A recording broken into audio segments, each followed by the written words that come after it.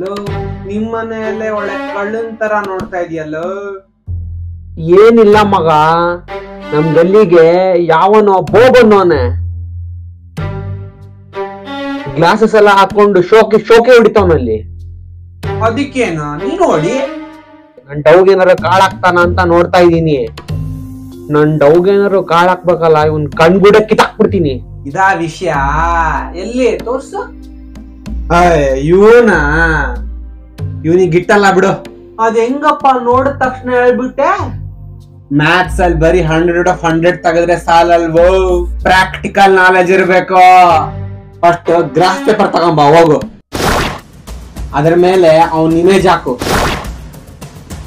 Back ground ತೆಗಿ, ಒಂದ್ line ಹೇಳಿ, ಅತ್ಲಾಗ ಒಂದ್ ಲೈನ್ ಹೇಳಿ. ಎಷ್ಟಾಯ್ತು ಆಂಗಲ್? ಮಗ ಪ್ರೊಟ್ರಾಕ್ಟರ್ ಇಲ್ಲ ಮಗ. 30 degrees.